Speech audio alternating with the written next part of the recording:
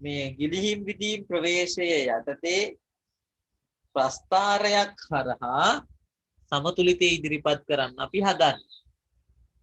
අපි දන්න එකම දේ මොකද්ද? ගිලිහිම් විදීම් වලට සමාන වෙනකොට ආර්ථිකය සමතුලිත වෙනවා. තවත් විදිහකට කිව්වොත් ගිලිහිම් විදීම් වලට සමාන වෙනකොට සාර්වාර්ථික සමතුලිතය බිහි වෙනවා. දැන් ඒක අපි ප්‍රස්ථාරකින් අඳිනවා නම් අපිට මුලින්ම තියෙන්න ඕනේ පුතේ අක්ෂ දෙකනේ නේද? දැන් ඔයගොල්ලන්ට මේ ප්‍රස්ථාරේ හැමදේම පේන හින්දා හොඳයි. මේ විදිහට පේන්නේ නැති ප්‍රස්ථාරයක් තිබ්බනම් නේද? මේ විදිහට තිබ්බනම් දැන් ප්‍රස්ථාරේ මෙලෝදියක් පේන්නේ නැහැ නේ ඔයගොල්ලන්ට. අක්ෂ දෙකක් තියෙනවා. දැන් කොහොමද ඔයගොල්ලෝ අක්ෂ දෙක නම් කරන්නේ? අර ලේසි ක්‍රමයේ පාවිච්චි කරන්න ඕනේ. මොකද්ද? හැමතිස්සෙම හරස් පැත්තට තියෙන්නේ මූර්ත දල දේශීය නිෂ්පාදිතය නැත්තම් ජාතික ආදායම් මට්ටම. අන්නේ කැපිටල් Y අකුර අපි හරස් පැත්තට නැත්තම් තිරස් පැත්තට දාන්න. රයිට්. ඕගොල්ලන්ගේ ප්‍රස්තාරෙත් මේ විදිහට අඳින්න. ඊළඟට තිරස් පැත්තට සිරස් පැත්තට නැත්නම් අපි කියන කෙලින් පැත්තට කෙලින් අතට හැමතිස්සෙම අපි දාන්නේ කතා වෙන අනිත් කෙනා. අනිත් කෙනා කවුද? ගිලිහීම් විදීම් ප්‍රවේශයේ යටතේ කියලා කතාව. නේද? ගිලිහීම් විදීම් දෙන්නේ කතා වෙනවා. එහෙනම් මේ දෙන්නවම පුතේ මේ පැත්තේ නියෝජනය කරවන්න ඕනේ. ගිලිහීම් නියෝජනය කරන්නත් ඕනේ. ඒ වගේම විදීම් නියෝජනය කරන්නත් ඕනේ. ඒ නිසා අපි මේ කෙලින් පැත්තට W ඇලයිරක් J කියලා ඒ සංරචක දෙකම නිරූපණය කරනවා. ඒතකොලොත් මේ විදිහට මේ ඉංග්‍රීසි අකුරු දාගන්න. රයිට්. ඊළඟට බලමු අපි නොදකපු ඒවද මේකේ තියෙන්නේ. මේ බලන්න. මේ පූර්ණ නම්‍ය වක්‍රයක් පෙන්눔 කරනවා නේද? අර දෙවෙනි පාඩමේ නම් මේක පූර්ණ නම්‍ය ස්වරූපයක් තියෙනවා. මේක තනි කෙල් හරහට ප්‍රමාණාක්ෂයට සමාන්තර රේඛාවක්. අපි කලින් ඉගෙන ගත්ත මේ රේඛාව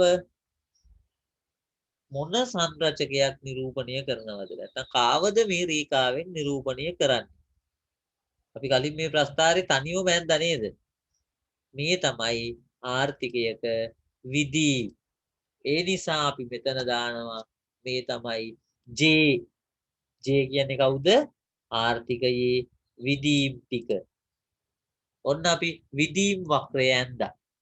විදීම් හෙවත් එකතු වීම වක්‍රය මේ හරහට අපි ඇඳලා තියෙනවා.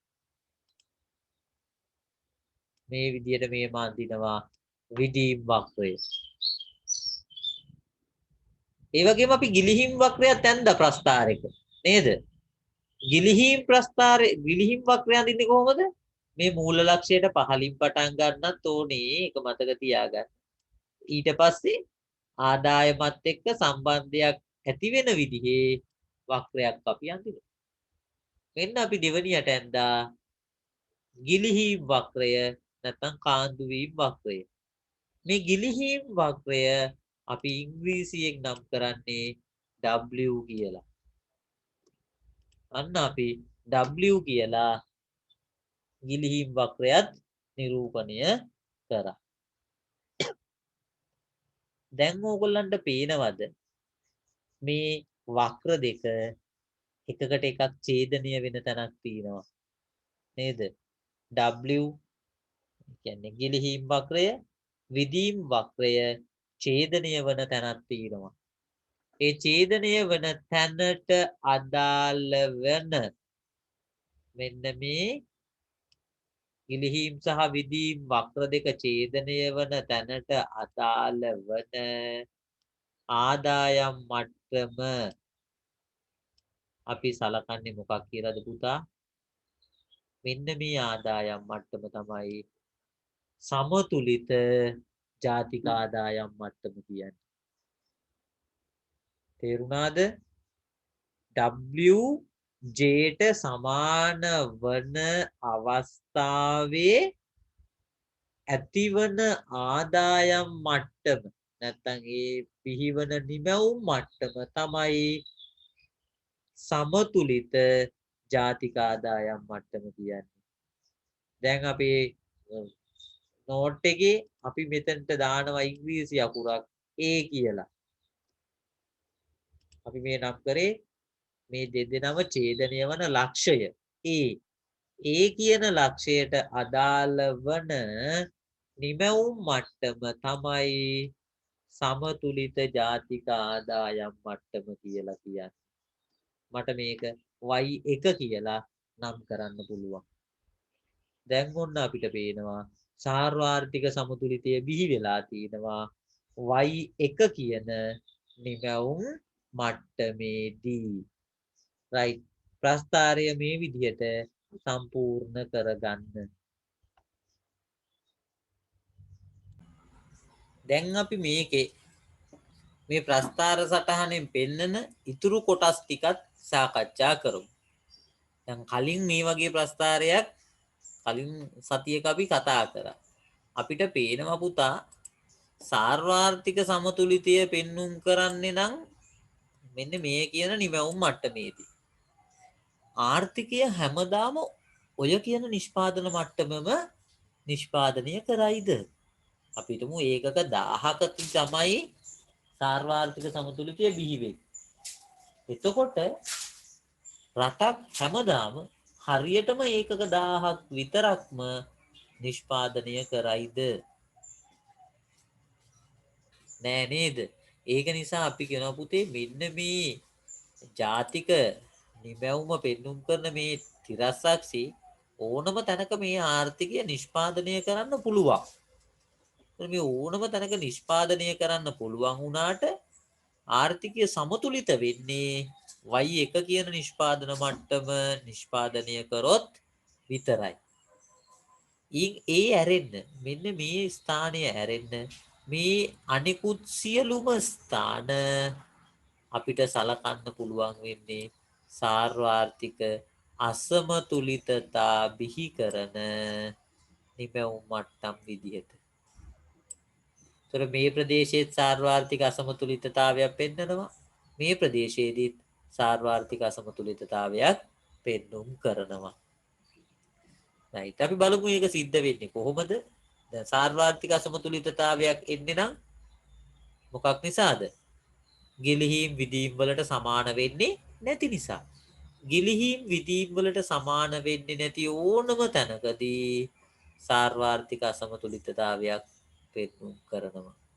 ඕගොල්ලන්ට ඒක මේ ප්‍රස්ථාරය බැලුවාම බොහොම පැහැදිලිව පේනවා. අපි බලමු දැන් මේ කියන කාරණායකින් එක මේ ප්‍රස්ථාරයෙන් පැහැදිලි වෙනවද කියලා. පළවෙනි කාරණාව බලමු. ආර්ථිකයේ සමස්ත ගිලිහීම් සමස්ත විදීම් වලට සමාන වන A කියන ලක්ෂයේදී සාර්වාර්ථික සමතුලිතය බිහි වෙනවලු. right ඒක හරි. මේක අපි ලියාගත්තා. දෙවැනි එක එම සමතුලිතයට පෙර නිමැවුම් මට්ටම් වලදී මෙන්න තියෙනවා පුතේ එම සමතුලිතයට පෙර නිමැවුම් මට්ටම් ටික නේද? මෙතන ඉඳන් මෙන්න මෙතනට එනකම්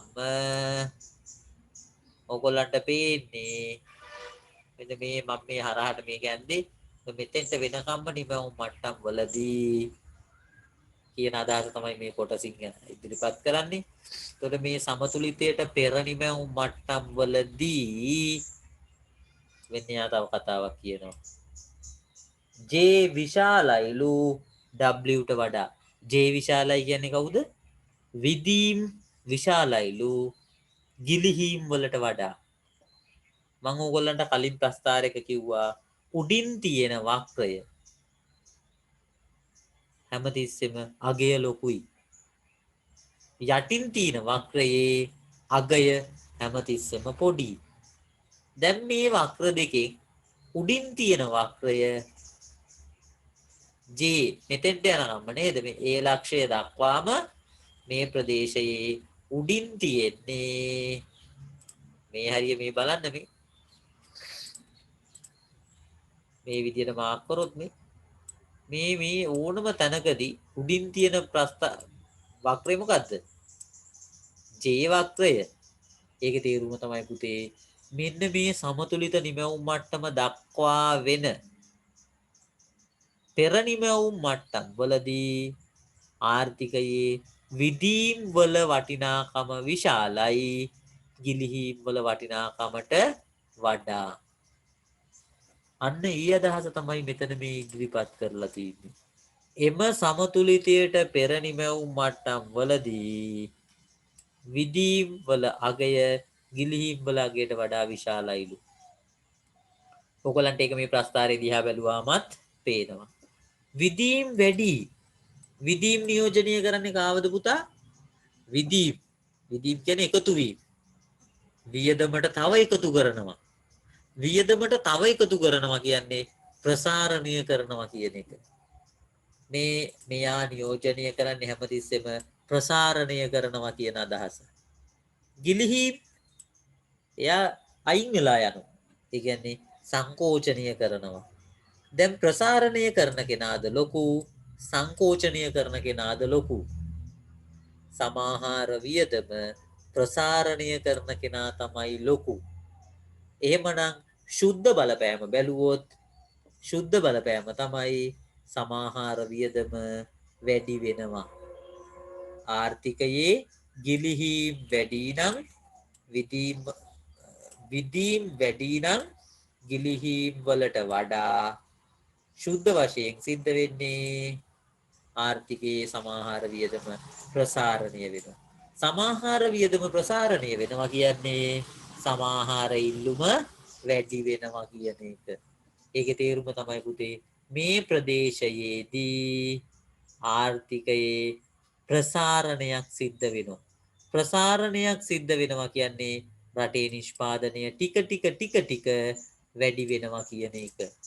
එතකොට මෙන්න මේ ප්‍රදේශයේදී රටේ නිෂ්පාදනය තව තවත් වැඩි වෙලා සාර්වාර්ථික සමතුලිතය කරා ආර්ථිකය ගමන් කරනවා.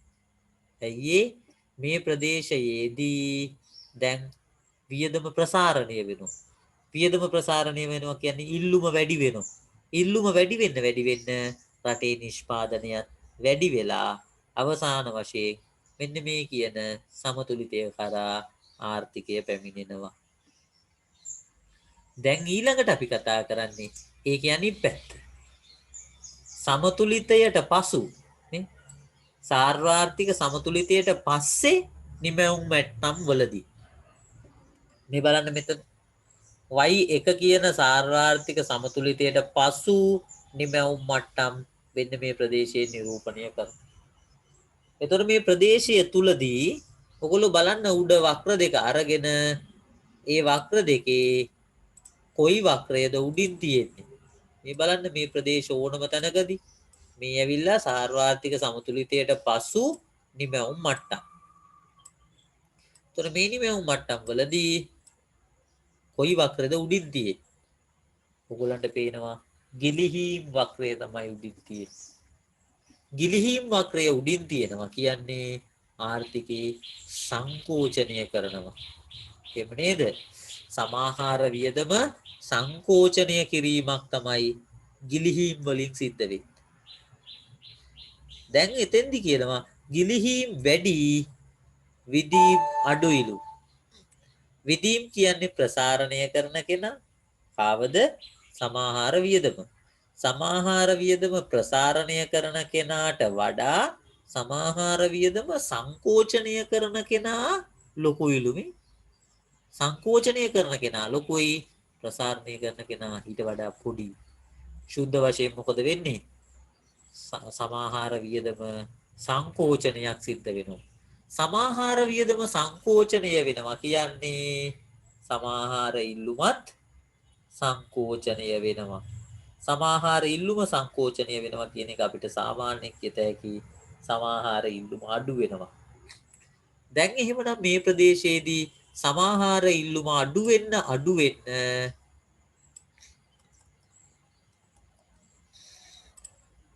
දැන් මේ ප්‍රදේශයේදී සමාහාර ඉල්ලුම අඩු වෙන්න රටේ නිෂ්පාදනයත් මොකද වෙන්නේ? දැන් භාණ්ඩ හා සේවා වලට තියෙන ඉල්ලුම අඩු වෙන්න ඒ රටේ භාණ්ඩ හදන ප්‍රමාණයත් අඩු වෙනවා. මෙන්න රටේ සමාහාර වියදම සංකෝචනය වෙලා සමාහාර ඉල්ලුම අඩුවීම නිසා රටේ නිෂ්පාදනයත් අඩු වෙලා අවසානයේදී සමතුලිතය කරා ආර්ථිකය පැමිණෙනවා. ඒ නිසා අපි කියනවා පුතේ ආර්ථිකයක් අසමතුලිත තත්වයක පවතින්න පුළුවන්. හැබැයි කාලය ගතවීමත් සමගම ආර්ථිකය සමතුලිතය කරා පැමිණෙනවා කියලා අපි කියනවා. අසමතුලිත තැනක තමයි ඉන්නේ. දැන් මේ ඡේද දෙකේදීම කියන්නේ අසමතුලිත තැනක ඉන්න ආර්ථිකයක් සමතුලිතයට එන්නේ කොහොමද කියලා. ඒ හින්දා උදේට මතක තියාගන්න රටක් මේ සමතුලිත තත්ත්වය තියෙනවා කියලා කියන්නේ අපි කොහොමදවත්. අපි කියන්නේ අසමතුලිත තත්ත්වයක ඉන්න ආර්ථිකයක් සමතුලිතයට ගමන් කරන්නේ කොයි විදිහටද කියන එකයි අපි මේකෙන් සාකච්ඡා කරන්නේ. ඊළඟට මේ බලන්න මේ යටින් තියෙන කාරණා තුන. ගිලිහීම් විදීම් සමානයි නම් ඒකේ තේරුම තමයි සාර්වාර්ථික සමතුලිතයක් තියෙන්නේ. සාර්වාර්ථික සමතුලිතයක් තියෙන වෙලාවෙදි පුතේ මේ නිමැවුම වෙනස් වෙන්නේ නැහැ. ඒ මට්ටමේම පවතිනවා. හැබැයි මේ දෙන්නගෙන් කවුරු හරි වැඩි නම් මේ දෙකේදීම තියෙන්නේ එහෙමනේ නේද? මේ දෙන්න අසමානයි නම් ඒකේ පොදු උත්තරයක් තියෙනවා පුතේ මේ ආර්ථිකය අසමතුලිතයි. හැබැයි ඒ අසමතුලිත අවස්ථාවේදී නිමැවුම ප්‍රසාරණය වෙනවද නිමැවුම සංකෝචනය වෙනවද කියලාත් අපි හොයන්න ඕනේ. හරිම ලේසි. මේ බලන්න පිළිතුර තියෙන්නේ මොකද්ද? නිමැවුම ප්‍රසාරණය වෙනවා. නිමැවුම ප්‍රසාරණය වෙනවා නම් ඒකේ තේරුම තමයි පුතේ අර සමාහාර වියදම ප්‍රසාරණය කරන කෙනා ලොකු වෙන්න ඕනේ. සමාහාර වියදම ප්‍රසාරණය කරන්නේ කවුද? විදීම් නැත්නම් එකතු වීම කට්ටිය. විදීම් එකතු වීම කියන එකේ ඉංග්‍රීසි වචනේ තමයි J. නිමැවුම ප්‍රසාරණය වෙන්න නම් J ලොකු වෙන්න ඕනේ. බලන්න ඕගොල්ලන්ගේ උත්තරේ J ලොකුයිද? J විශාලයි W ට වඩා. බලන්න කොච්චර ලේසිද කියලා මේව පාඩම් කරා. නිමැවුම ප්‍රසාරණය වෙන්න නම් සමාහාර වියදම ප්‍රසාරණය කරන කෙනා ලොකු වෙන්න ඕනේ. සමාහාර වියදම ප්‍රසාරණය කරවන්නේ විදීම්. එහෙනම් විදීම් ලොකු වෙන තැනකදී ආර්ථිකයේ නිමැවුමත් ප්‍රසාරණය වෙනවා. ඊළඟ එකේ බලන්න නිමැවුම සංකෝචනය වෙනවලු.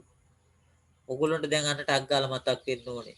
නිමැවුම සංකෝචනය වෙන්න නම් සංකෝචනය කරන කෙනා සමාහාර වියදම සංකෝචනය කරන කෙනා ලොකු වෙන්න ඕනේ. දැන් බලන්න ඇවිල්ලා සමාහාර වියදම සංකෝචනය කරන කෙනා ලොකුයිද කියලා. හරි නේද? සමාහාර වියදම සංකෝචනය කරන්නේ ගිලිහීම් ටික. ඒගොල්ලෝ කාන්දු වෙලා යනවා. එතකොට වියදම එන්නේ අඩු වෙනවා. අන්න සමාහාර වියදම සංකෝචනය කරන කෙනා ලොකු වෙන්න සමස්ත නිමැවුමත් සංකෝචනය වෙනවා.